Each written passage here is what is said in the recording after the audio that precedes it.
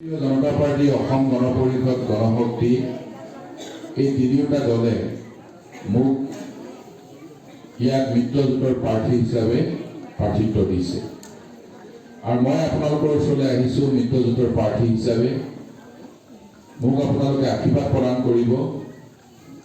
এই তিয় সমষ্টি এটা ঐতিহাসিক সমষ্টি আৰু এই তিয় সমষ্টিলৈকে যোৱা 9 তাৰিখে ভাৰতবৰ্ষৰ প্ৰধানমন্ত্ৰী নৰেন্দ্ৰ মোদী ডাঙৰীয়া আহিছিল আৰু নৰেন্দ্ৰ মোদী ডাঙৰীয়াৰ সভা আপোনালোকে সকলোৱে দেখিছে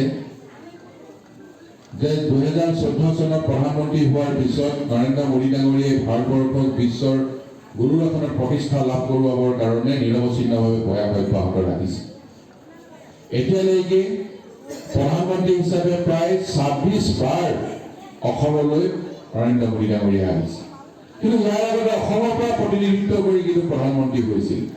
এবাৰ কল্পনা কৰিব যে তেতিয়া কিমান বাৰ আহিছিল অসমলৈ, কিন্তু নৰেন্দ্ৰ মোদী ডাঙৰীয়া আজি অসমৰ আমাৰ অসমীয়াৰ হিয়াৰ আমঠু গামোচাখন আজি আমেৰিকালৈ গ'লেও কান্ধত গামোচাখন লৈ যায়। যিগৰাকী প্ৰধানমন্ত্ৰীয়ে অসমবাসী ৰাইজক অতি মৰম কৰে, অসমখনক ভাল পায়, সেইগৰাকী নেতাক নৰেন্দ্ৰ মোদী ডাঙৰীয়াক তৃতীয়বাৰৰ কাৰণে প্ৰধানমন্ত্ৰী বনাব লাগিব। আৰু অসমৰ মাননীয় মুখ্যমন্ত্ৰী ডক্টৰ হিমন্ত বিশ্ব শৰ্মা ডাঙৰীয়াই আজি বিকাশৰ যাত্ৰা আৰম্ভ কৰিছে। ভাৰতবৰ্ষৰ ভিতৰত অসমখনক 5খন ৰাজ্যৰ ভিতৰত আনিবৰ কাৰণে ৰাতি দিন একাকাৰ কৰি কাম কৰি আছে।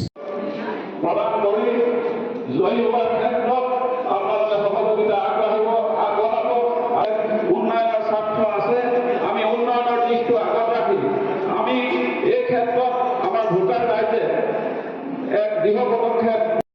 প্ৰচাৰ কাৰ্য খুব ভাল চলি আছে। মনোনয়ন পত্ৰ দাখিল কৰাৰ পিছত আজি তিয়ক সমষ্টিত এখন প্ৰথমখন নিৰ্বাচনী সভা। আজি মই মুঠতে 12খন পঞ্চায়তত 12খন নিৰ্বাচনী সভাত অংশগ্ৰহণ কৰিম আৰু জনসাধাৰণৰ আজি স্বতঃস্ফূৰ্ত সঁহাৰি দেখিছোঁ। মই অভিভূত হৈছোঁ, প্ৰতি ঠাইতে য'ত গৈছোঁ জনসাধাৰণ স্বতঃস্ফূৰ্তভাৱে ওলাই আহিছে। ভাৰতীয় জনতা পাৰ্টীৰ প্ৰতি সকলোৰে মৰম আছে। ভাৰতীয় জনতা পাৰ্টীৰ ভোট প্ৰদান কৰিবৰ কাৰণে সকলোৱে ইতিমধ্যে সিদ্ধান্ত গ্ৰহণ কৰিছে, ইয়াৰ পৰাই প্ৰমাণ হয়। কাৰণ সকলোৱে বিচাৰিছে নৰেন্দ্ৰ মোদী ডাঙৰীয়া তৃতীয়বাৰৰ কাৰণে প্ৰধানমন্ত্ৰী হয় আৰু অসমৰ মাননীয় মুখ্যমন্ত্ৰী ডক্টৰ হিমন্ত বিশ্ব শৰ্মা ডাঙৰীয়াৰ যি বিকাশৰ যাত্ৰা, এই বিকাশৰ যাত্ৰা যাতে অব্যাহত থাকে তাৰ বাবে ভাৰতীয় জনতা পাৰ্টীৰ পক্ষত ভোট প্ৰদান কৰিবৰ কাৰণে সকলো শ্ৰেণীৰ ৰাইজ আগ্ৰহী হৈ আছে। 19 তাৰিখৰ দিনটোত জাতি ধৰ্ম বৰ্ণ নিৰ্বিশেষে সকলো শ্ৰেণীৰ ৰাইজে ভোট প্ৰদান কৰিব আৰু মোক মিত্ৰজোঁটৰ প্ৰাৰ্থী হিচাপে ইয়াৰ পৰা জনসাধাৰণে বিপুল ভোটত জিকাই পঠাব এই বিশ্বাস গ্ৰহণ কৰিছে। প্ৰত্যেক দিনাই ভোটদান কাৰ্যসূচী চলি আছে, প্ৰত্যেক দিনাই চলিছে। এতিয়া কংগ্ৰেছ দলৰ পৰা আমাৰ দললৈ, কাৰণ আমাৰ দলৰ নীতি আৰু আদৰ্শৰ প্ৰতি আকৃষ্ট হৈ প্ৰধানমন্ত্ৰী ডাঙৰীয়া কৰ্মৰাজি আৰু অসমৰ মাননীয় মুখ্যমন্ত্ৰী মহোদয়ৰ কৰ্মৰাজিৰ প্ৰতি আকৃষ্ট হৈ সদায় যোগদান কাৰ্যসূচী কৰি আছে আৰু এই প্ৰক্ৰিয়াটো চলি থাকিব। নিৰ্বাচন শেষ নোহোৱালৈকে প্ৰক্ৰিয়া চলি থাকিব, নিৰ্বাচনৰ পিছত চলিব।